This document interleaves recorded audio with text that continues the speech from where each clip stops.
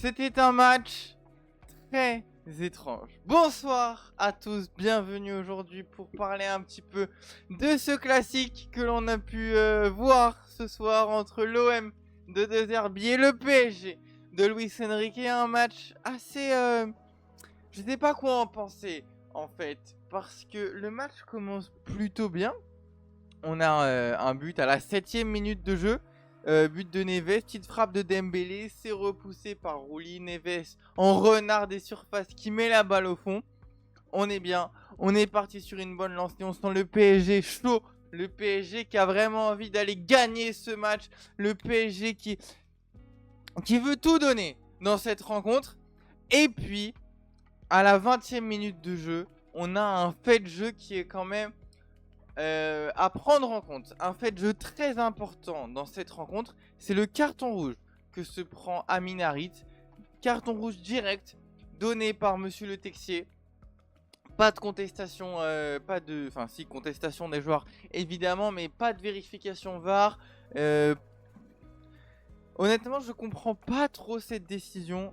Quand je vois que l'arbitre donne le carton, je me note vrai rouge.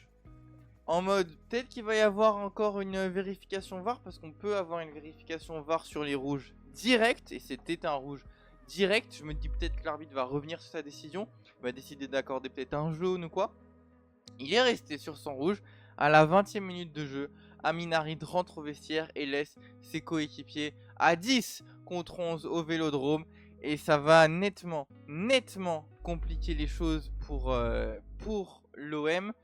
Et la faute est nette. Il y a faute. Le pied un peu haut d'Harit sur Marquinhos. Est-ce que ça vaut rouge? Je suis pas sûr. Honnêtement, je suis pas sûr parce que je trouve que le pied, c'est pas les crampons, en tout cas sur les angles de caméra que j'ai vu, sur les ralentis que j'ai vu, c'est pas les crampons qui vont en premier dans la poitrine de Marquinhos. C'est un peu de côté, on voit, il essaie peut-être un peu d'éviter, il replie la jambe. Enfin bref, c'était... Pour moi, c'est un peu discutable. J'aime beaucoup cet arbitre, François Le Texier. Je sais que quand il va arbitrer un match, ça va en général bien se passer. J'aime bien regarder les matchs qu'il arbitre. Mais là, j'avoue, un peu bizarre. Est-ce que ça change foncièrement le score? Est-ce que ça change foncièrement le jeu? Je sais pas, parce que le PSG menait déjà 1-0. Le PSG avait réussi à montrer à 11 contre 11 qu'ils sont capables de faire la différence, qu'ils sont capables d'aller gagner à Marseille. Évidemment, à 11 contre 10, ça va être encore plus simple. Et derrière, ça va dérouler. 10 minutes plus tard, on a le contre son camp magnifique de Beraldi qui va aider les Parisiens à mener 2-0. On avait du coup un centre de Dembélé pour aller chercher, il me semble, Kanguinli. Et Beraldi, en voulant couper ce ballon, trompe complètement son gardien. Donc les Marseillais qui ont un de leurs joueurs qui se fait exclure et qui derrière joue non pas à 11 contre 10 mais plutôt à 12 contre 9, étant donné que oui, Beraldi joue pour le PSG, le capitaine marseillais top infiltré pour aller aider les Parisiens à gagner ce match. Let's go, merci beaucoup, ça fait plaisir, merci les gars. Ouais, compliqué là pour Marseille, ça fait un gros coup dur. Et derrière, les occasions pour les Parisiens s'enchaînent. Hein. Clairement, il n'y a pas eu de grosses vraiment frayeurs sur les cages de Donnarumma. Et à la 40e, on a une frappe de Dembélé qui est repoussée par Rouli. Ensuite, il tombe un petit peu, il se relève, il se remet sur ses pattes, il la passe à Barcola, pardon. Barcola qui termine. 3-0 à la 40e minute de jeu. Et à ce moment-là, à la 40e minute de jeu, quand le PSG gagne 3-0, le match est terminé. Voilà, le match se termine à la 40e. On peut dire merci, au revoir tout le monde. De toute façon, on l'a vu. Hein. Le Vélodrome qui a commencé à se vider progressivement au cours de la deuxième période. On voyait vraiment les sièges hein, qui se faisait de plus en plus vide, les tribunes qui se faisaient de plus en plus vides au Vélodrome. Ouais, de grosses claques prises par Marseille, eux qui avaient réussi à gagner contre Montpellier le week-end dernier 5-0. Aujourd'hui, ils s'en prennent 3 à la maison après le Classico d'hier.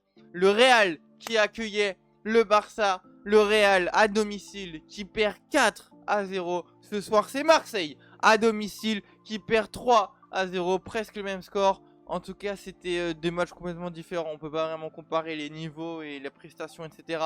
Mais quoi qu'il en soit, on peut dire un truc, c'est que le PSG, ce soir, a maîtrisé son sujet. Le PSG, ce soir, était la seule équipe sur le terrain. Le PSG, ce soir, était la seule équipe à jouer. À la mi-temps, on a 73% de possession pour le Paris Saint-Germain. 27 pour Marseille, du coup, c'est juste des petites récupérations. On essaye d'aller de l'avant, etc. Récupérer des ballons hauts, tout ça. Bon, ça marche pas vraiment. Le pressing parisien qui est bien en place. 73% de possession pour les Parisiens. 6 tirs à 2. 4 cadrés pour les Parisiens. 1 cadré pour les Marseillais. Le match se termine dans les stats à 5 tirs cadrés pour Marseille. Donc 5 tirs au total pour Marseille. Donc 3 en deuxième période. Et 1 tir cadré, donc 0 en deuxième période. Les Parisiens, quant à eux, ont terminé le match avec 19 tirs. 8 tirs cadrés. Les stats montrent vraiment une nette domination du PSG qui termine avec 75% de possession. Cette rencontre, c'est assez fou, assez incroyable. Les stats sont très parlantes. Les stats montrent vraiment qu'il y a eu une seule équipe ce soir qui a joué, l'équipe qui a dominé, l'équipe qui a mis les buts très vite, et l'équipe qui a joué en supériorité numérique. Et je vous avoue qu'il y a des petits choix aussi de De Zerbi que j'ai pas trop compris. Greenwood et Wai qui sortent à la mi-temps. Quand je vois les changements faits, je vois la deuxième mi-temps qui se met en route. Je vois les changements. Et avant que le match ne reprenne, je me suis dit quand même, Marseille va tenter, ok ils perdent 3-0, mais ils sont chez eux, merde, ils vont tenter quelque chose. Et je vois Greenwood qui sort, je vois Wai qui sort, je vois Amin Harit qui est à la 20e minute de jeu, Amin Harit qui est quand même un gros créateur de jeu pour les Marseillais, qui à la 20e minute de jeu doit rentrer au vestiaire après son expulsion. Il y a 3 joueurs quand même majeurs. Bon, Wai un petit peu moins en réussite récemment, mais bon, Greenwood c'est quand même un gros joueur de Marseille cette saison, une grosse recrue.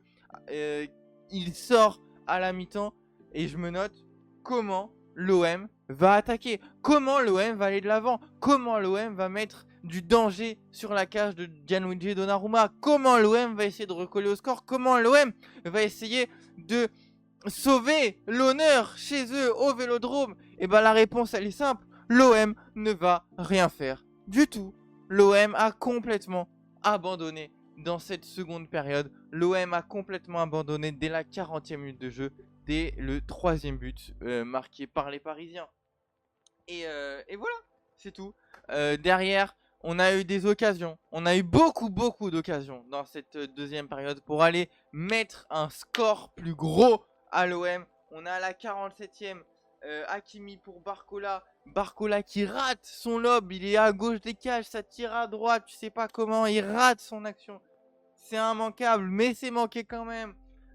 On a aussi Dembélé à la 56e qui tire au-dessus des cages. Encore une fois, Dembélé qui rate une action, c'est indécent. C'est indécent, il est en 1v1 après une passe de Barcola, il tire au-dessus encore, c'est chiant. Ruiz à la 80e qui fait la même que Dembélé, je crois qu'il était même encore plus près Ruiz. Et qui pareil, la tire au-dessus. On aurait déjà pu être à combien 1, 2, 6-0. On aurait déjà pu vous mettre 3 buts. Dans cette période on en a mis 0. Et puis voilà, on a aussi à la fin Asensio qui a une double occasion, une double parade de Rouli pour empêcher le 4-0. Mais voilà, encore une action qui aurait dû faire but. Ça rentre pas. Dembélé qui frappe hors cadre. Bon, voilà. Encore une parade après de Rouli en fin de match à la 90e. Il me semble que c'était sur une frappe de Fabian.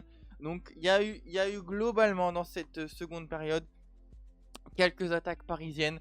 Il y a eu des choses qui ont été tentées. C'est pas rentré, mais c'est pas grave. Le plus important, c'était de repartir avec les 3 points. C'était de détruire l'OM. Et je pense que c'est ce que le Paris Saint-Germain a fait ce soir. Ils les ont éteints complètement. Chaos technique. Et je me suis noté aussi une petite remarque. À la 50e minute, donc 5 minutes après que le match est repris, on a Mendes qui sort pour faire rentrer Beraldo. Alors je sais pas si Mendes est sorti sur blessure. J'ai pas suivi. Je sais pas du tout si c'était une blessure. Quoi qu'il en soit, si c'est une stratégie défensive, à ce moment-là, pour moi, c'est vraiment Luis Enrique, au début de la seconde période, qui gagne 3-0 et qui dit à De Zerbi, je sors mon défenseur qui attaque, mon défenseur latéral qui fait des pointes, qui fait des buts, je le sors pour mettre un mec derrière qui va jouer en défenseur central, qui va pas bouger. Je mets le bus, frérot De Zerbi, viens me voir, viens, teste-moi. Bah il a pas testé, il a rien fait du tout. Moi, c'est comme ça vraiment que j'ai interprété ce changement. Ça se trouve, c'était sur blessure. J'ai pas l'info, malheureusement, je sais pas. Mais en tout cas, si c'était pas sur blessure, c'était vraiment un choix stratégique de Luis Enrique. C'est vraiment, on pose le bus et il y a rien qui rentre et il y a rien qui est rentré. La défense parisienne a été au rendez-vous. Rabiot, du côté marseillais, a essayé de faire des choses, a frappé 2 fois au but, il me semble, 2 fois hors cadre. Il y a eu une tête aussi à la fin. C'était le 3e tir du coup de cette deuxième période. Une tête sur un coup de pied arrêté. Les coups de pied arrêtés toujours aussi dangereux contre les Parisiens. Qui passent au-dessus. Même pas d'arrêt de Donnarumma. Pas besoin de faire un arrêt. C'était pas cadré. Mais ça aurait pu être dangereux. Donc faut faire attention à ça. Ça aurait été bête de se prendre un but sur ce match. Parce qu'il y a il y a clairement pas eu match en fait. Le Paris Saint-Germain est arrivé, a balayé Marseille de la surface de la terre, a dit merci, au revoir, bonjour. On se revoit au parc dans quelques mois et ça va être bon, on sait pas, mais en tout cas faire ce genre de prestation ce soir à Marseille, c'était franchement magnifique. Le PSG a souvent été proche du 4-0 dans cette partie, dans cette seconde mi-temps surtout, et Marseille a été inexistant, Marseille a été impuissant. C'est vrai qu'à 10 c'est compliqué, mais même à 11, même sur les 20 premières minutes de jeu avant l'exclusion d'Amin Harit, alors oui, c'est qu'une petite partie du match, c'est juste le début, on peut difficilement baser un match sur juste les premières minutes, mais si on les prend à 11 contre 11, le PSG a largement dominé. Le PSG de A à Z a dominé ce match. Et ça fait plaisir. Ça fait plaisir de voir un PSG qui mène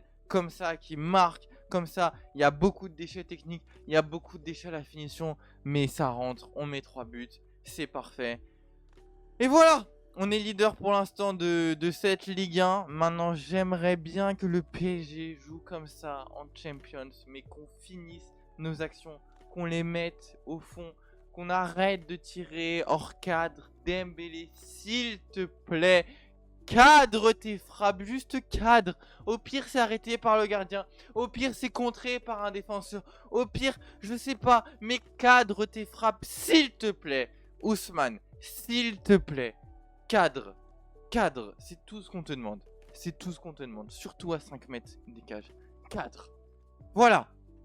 Bon, c'est tout ce que j'avais à dire pour ce match. Je suis content de cette victoire, même si je sais pas trop quoi en penser avec cette exclusion, ce match à 10 contre 11 et tout, mais bon. Ça a quand même été une nette domination du PSG. Et voilà, je vous souhaite à tous de passer une bonne nuit. Il se fait tard après ce beau week-end de foot. Ça clôture un beau week-end de foot. Et il est l'heure d'aller dormir, le temps de commencer une nouvelle semaine, de préparer des nouveaux sujets, voir un petit peu ce qui s'est passé ailleurs et tout. Mais c'était des beaux matchs. On a pu vivre des beaux matchs sur ce week-end. C'était beau. Allez, je vous laisse passer une bonne nuit, une bonne journée. À bientôt tout le monde. Salut.